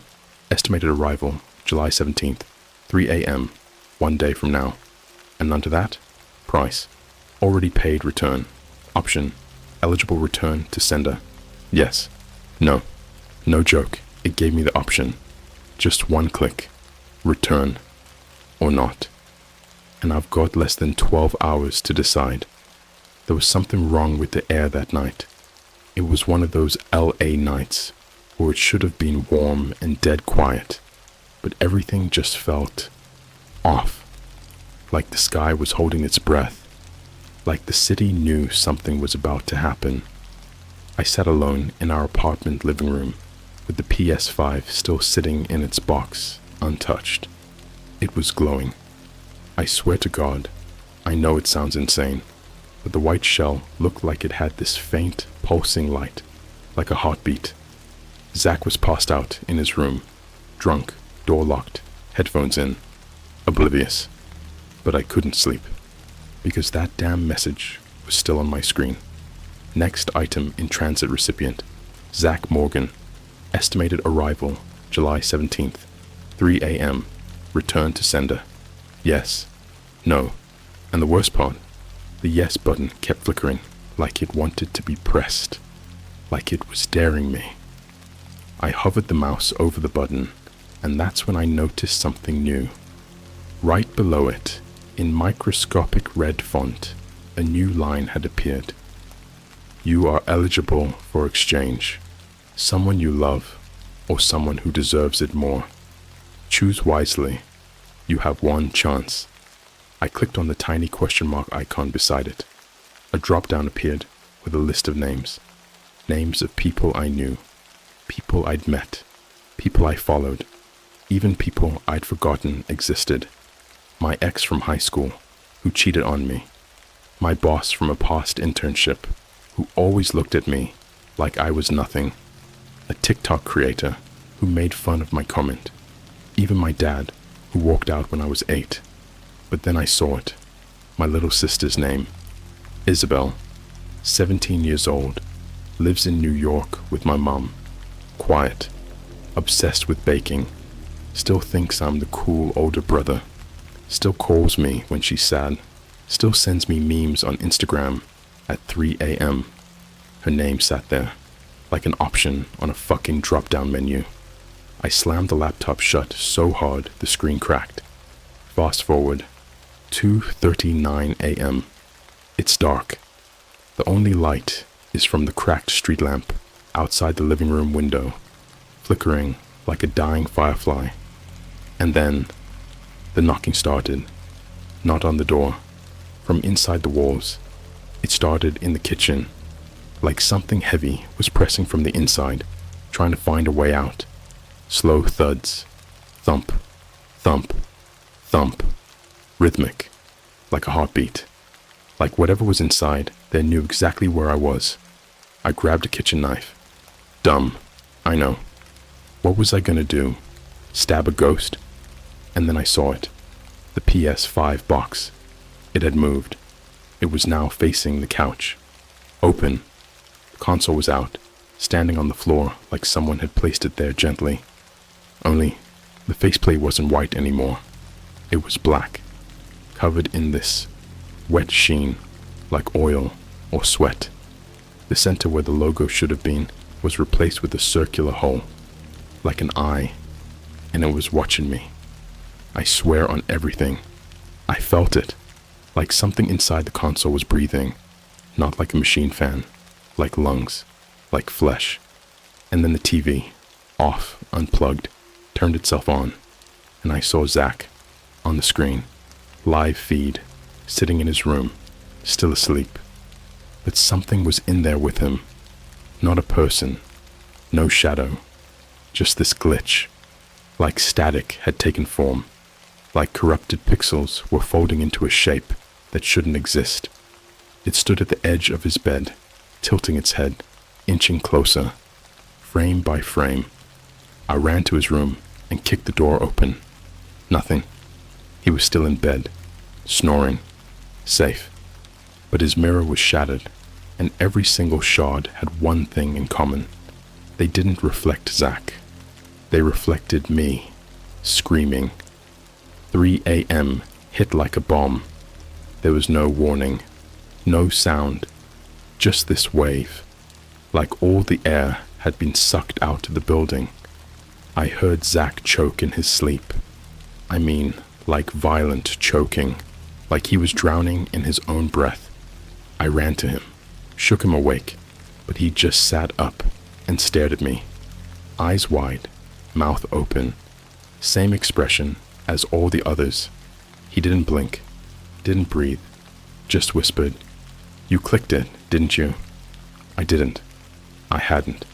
But that's when my laptop screen, still cracked, lit up from the kitchen. "Thank you for your decision. Return processed." What? What? I didn't press anything. I didn't choose. Or did I? There was one person who had visited me earlier that day. Nathan, my high school friend. He had stopped by to drop off my old hard drive. We talked about gaming, old memories, and he left before midnight. He wasn't on the drop-down list. I didn't even think of him, but my phone buzzed. It was a news alert, one of those silent CNN-style push notifications. Local man found dead in Hollywood apartment fire. Suspected electrical malfunction. July 17th, 3:04 a.m. No survivors. Name, Nathan Delgado. My chest caved in. I couldn't even cry. They had found someone for me. And the price was my memories of him. I tried to search our texts. Gone. Instagram messages. Deleted. Photos. All showing corrupt file errors. It was like he never existed. But I remembered. I knew him. And that's the punishment. Not losing him, but knowing he was real. And now the world says I'm insane for remembering. Then it got worse. Every night since that one, I've been getting new offers. Not material stuff. Not PlayStation 5s or phones. People. Delete your bully. Guaranteed disappearance. Make her love you. Just one click. Reverse death. One soul required. And the worst?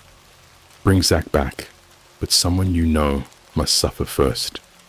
That button pulses on my screen every time I open my laptop. And get this, Zach's body. It's not even decaying, just lying in bed, unmoving, like he's posed, like the site's waiting for me to do something, like he's a fucking DLC character waiting to be unlocked. I don't eat, I don't sleep, I just sit here, scrolling through names. My mom, my ex, that kid who bullied me in 5th grade, Isabel. Every name is just a checkbox now, and I swear, the longer I look at the list, the fewer choices there are.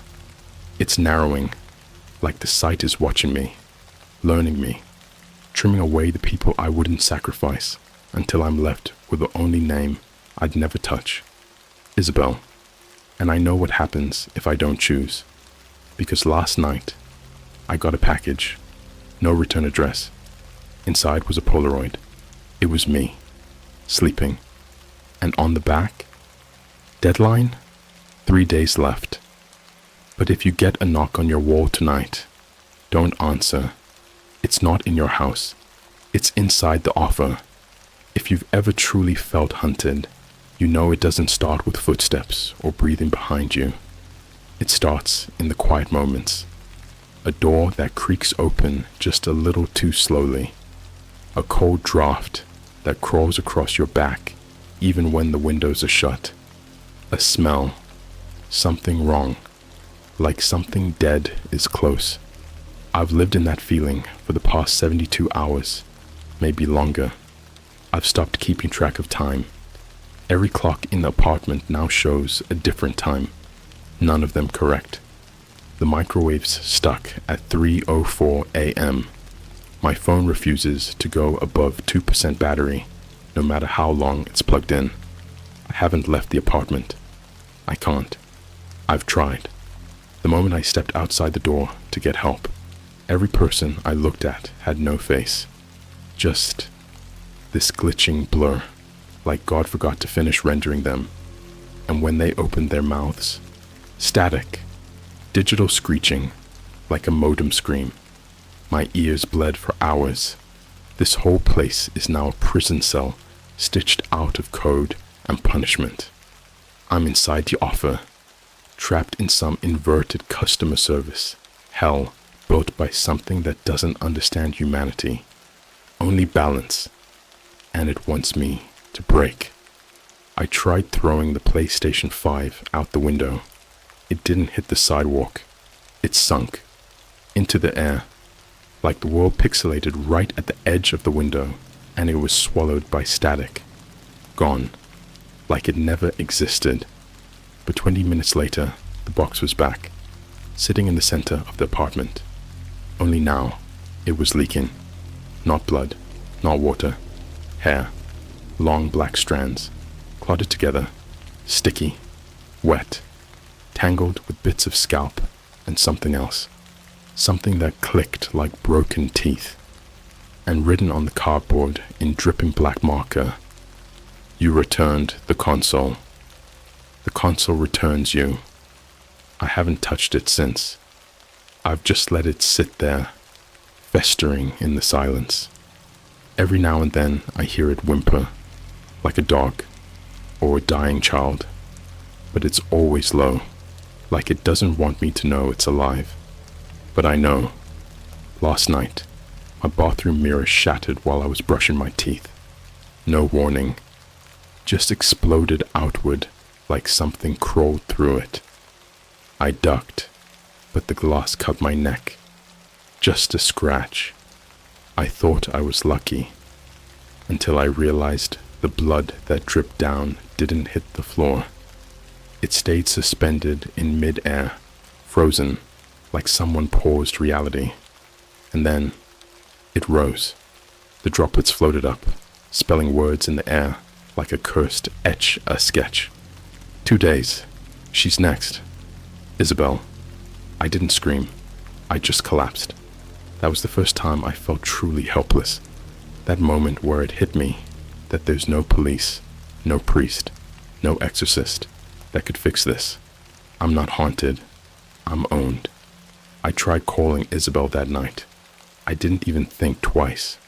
I needed to hear her voice. Something real. She picked up after 3 rings. Her voice was sleepy, but sweet. "Hey, you okay?" Yeah. I just wanted to check in." We talked for a minute. I made up some excuse about missing her, told her to lock her doors. I could hear her smile.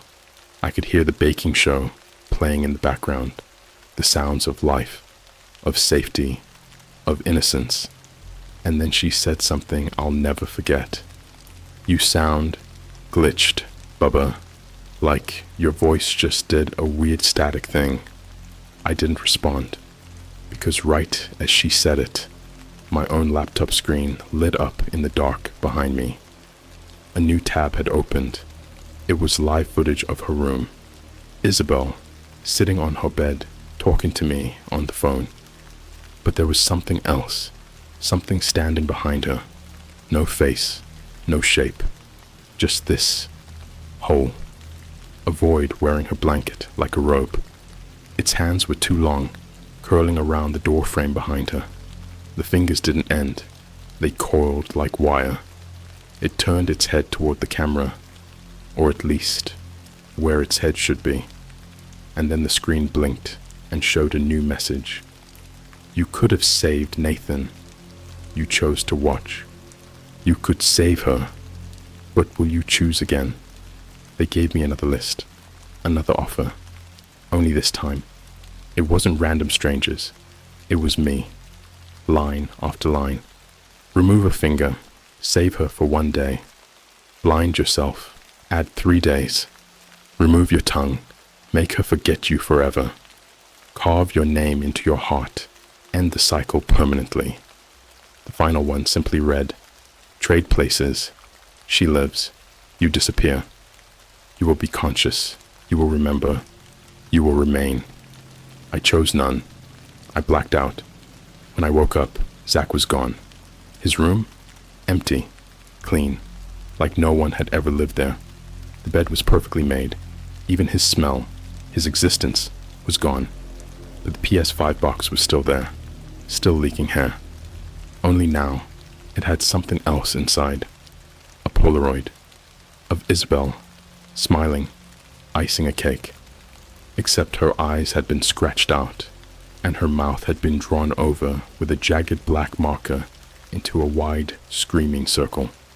On the back of the photo was a QR code. Curiosity got the better of me. I scanned it. It opened an Instagram page. A buy one, die one. Official. It only had one post. A reel. I clicked it. The video was silent. Just fast cuts. Surveillance footage of people getting packages. Ring cam clips. A Starbucks in Paris. A McDonald's in Tokyo. A family in Florida celebrating a new iPhone arrival. A gamer unboxing a PC build. Then, cut. A toddler screaming in an empty crib. A man stepping in front of a subway in New York. A woman folding her own body in half, backwards in a gas station restroom. Bones cracking like celery sticks. The final clip. Zach, standing in the corner of my room, right now, wearing my face, smiling. The lights went out. I felt breath on my neck. I turned around. Nothing, except my laptop screen. One new tab. buy1die1.com/checkout. It was open to a shopping cart. Item listed. Isabel Morgan. Exemption. $0, 0 cents. Discount applied. Underneath. Add to cart. Proceed to checkout. Decline and exit. Transfer ownership. I clicked nothing. I just stared. Because the page wouldn't close, wouldn't minimize, wouldn't let me move my mouse. It was like my laptop was watching me now, waiting. And then I heard the final message, whispered, soft, crawling in from every speaker in the apartment, every phone, every headphone jack. You don't need to choose now, but you will. Everyone does. Only those who've already checked their own shopping carts. If you're still here, make sure you're alone, because the next delivery might be you. There's a silence that doesn't come from lack of sound. It's the silence right before something terrible happens. Not after, before. Like the pause between your last breath and the blade touching your skin. Like the moment your brain registers the red and blue lights before your ears catch up. That microsecond of awareness when you realize you are already dead and your body just hasn't caught up yet. That's where I've been for the last 36 hours. I stopped sleeping. I don't blink anymore. My eyes just sting and water nonstop. Every time I close them, I see new offers. I didn't ask for this, but that doesn't matter. I accepted delivery. That's all they need. My walls are bleeding. That's not a metaphor. There's this syrupy red-black substance leaking through the drywall. I tried to wipe it off. Bad idea. It clung to my hand like glue, then crawled up my arm like a living thing. I had to scrub it off with steel wool and hot water until I hit skin so raw I could see the tendons pulsing under the surface. There are shapes in the liquid, not faces, just impressions, smiles, screams, Things pressed against the inside of my walls, like this apartment was built with people still inside. They're watching me, not to scare me, to remind me. This is my fault. Last night I left the apartment. I had to. I had one chance left. I Ubered to the only person I thought could help. Zach's girlfriend, Camilla. I hadn't seen her since before all this started. She lived downtown now, in this run-down building near Pershing Square, with rusted balconies and that smell of old cigarettes and wet carpet that never really goes away. When I got there, her apartment door was open, just swinging, back and forth, like someone had left in a hurry, or like the wind was playing with it, even though there wasn't any wind. Inside was silent, except for the sound of something dripping. I stepped in. The first thing I saw was a trail of gold glitter, like from makeup or a dress, leading from the living room toward the bathroom. On the walls were these sticky handprints, small ones, like a child had been running their hands across them or dragging themselves. The TV was on, but not playing anything, just a black screen with a message typed in that same glitchy blood-red font. You used her name, and I had. Weeks ago, Zach entered her name for the debt-clearing offer. I never told her, never warned her. I moved toward the bathroom. The door was closed, but I could hear it, a slapping noise, wet, repeating, something being stirred. I opened it. Camilla was inside. Only she was sitting in the bathtub, but not like you or I would sit. She was bent backwards, her spine inverted, her arms contorted behind her like her joints had melted. Her face was still smiling, still alive, and she was chanting over and over, "Take the offer, take the offer, take the offer," in a voice that wasn't hers. I don't know what I did. I ran, I think, maybe screamed, but her smile followed me. Not her, just the smile, like it peeled off her face and clung to me. It was in my head for hours after, like a parasite. Every time I blinked, I saw it stretching wider and wider until it wasn't a mouth anymore, just a hole. That night I checked the website again. It had updated. New tab, order, history underneath the original items, PS5, debt cancellation. There was a new entry. Contact with ex-recipient, penalty applied, life subtracted, Isabel Morgan, pre-processing. I screamed. I broke my laptop, smashed it into the wall until it sparked and died. Didn't matter. The screen came back, not on the laptop, on every screen in my apartment, the microwave, my cracked iPhone, even the coffee machine lit up. One message: we process all returns. You have until midnight. And below that, a button: submit payment. I tried calling Isabel. She didn't answer. I called my mom. She picked up, crying, hysterical, screaming something about Isabel having a seizure in the kitchen. Her eyes had rolled back, but she hadn't fallen. She just stood there twitching, whispering my name. He's making the wrong choice, Mom. He's gonna choose wrong again. He's gonna... Then she collapsed. My mom was sobbing. She didn't ask me why. She knew. She could hear it. I sounded like static, like whatever was in that PS5 box had started to eat me from the inside, like my voice wasn't my voice anymore. She begged me to end it. Please, she said, whatever this is, choose someone else. Just pick someone, anyone. We can fix this, but not her. Don't take her. I hung up. I didn't choose. I couldn't, but the system doesn't care. I woke up on the kitchen floor, shirtless, freezing. The PS5 was gone, but in its place was a metal tray, like one of those hospital surgery trays, and on it were three things: a scalpel, a needle with black ink, a sheet of skin, not fake skin, real. Flesh, pale, with pores. A message was written on it in burned-in letters. Carve your name. Ink your debt. Lead your answer. There were no buttons left to click, just me and the tools. That's when I realized what the transfer ownership option really meant. It wasn't digital. It was ritual. It wanted blood. I don't remember doing it. All I know is I woke up hours later with a scar down my left arm. Not fresh, healed, like someone had grafted weeks of recovery into a single night. The word Isabel was carved into my arm, deep, permanent. Only, I didn't do it in my handwriting. It was hers. The same looping eyes, the same heart-shaped dots, like she had carved her name into me, claimed me, saved me, or marked me as hers to take later. Tonight, I got the final message. Just 3 words. Checkout complete. There was a knock at my door, software rhythmic, like a heartbeat. When I opened it, no one was there.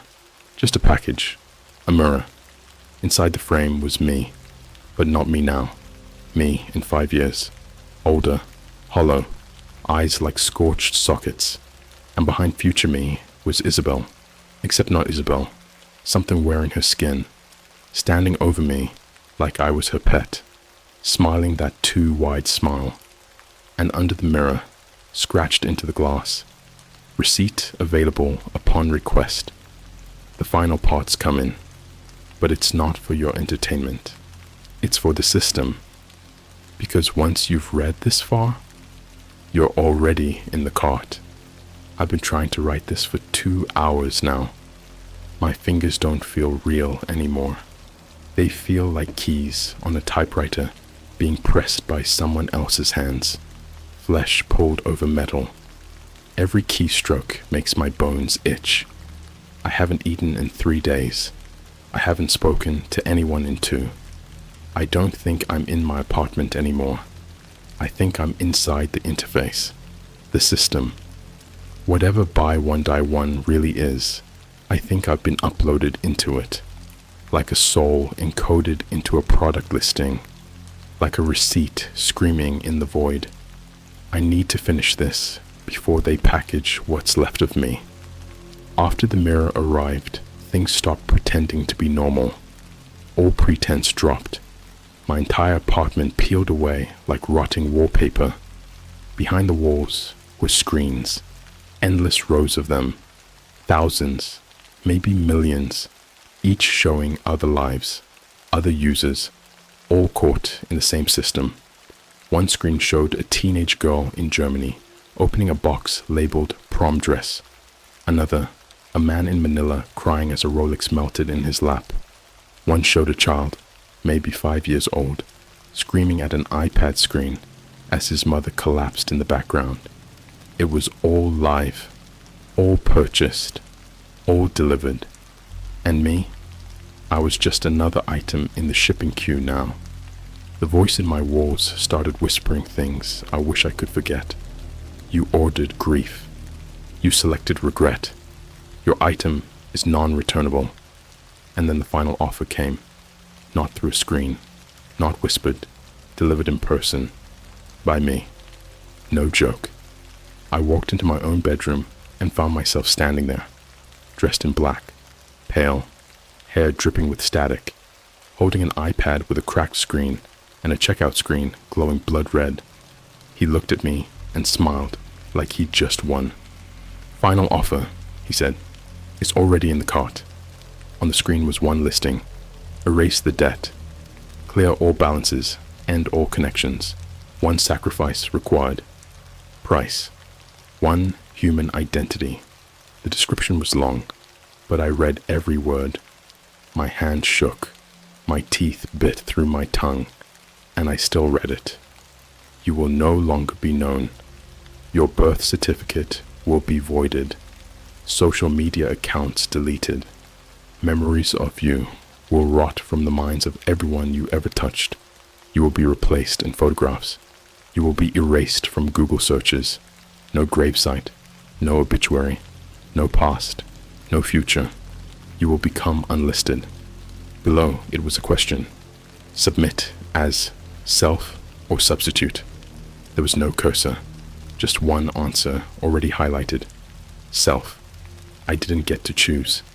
The moment my other self smiled, the iPad cracked open like a blooming flower. Black mist poured out. Not smoke, pixels. Billions of tiny dead pixels falling like ash. I tried to run. I actually made it to the stairwell of my building before the walls closed. Not metaphorically, physically. Concrete liquefied into gray flesh. The stairwell breathed. I ran down one flight, then found myself back on the floor I'd started. Every exit looped. Every window showed ads. Buy this, get that, sacrifice here, love someone, kill someone else. It was all numbers, all cost. There was no air anymore, just offers. Everything was transactional. I sat down in my hallway, weeping, and the walls whispered back, tears are free. But remembering costs extra. I blacked out. When I came to, it was done. The system had processed it. I got a notification, pushed to every screen in the building.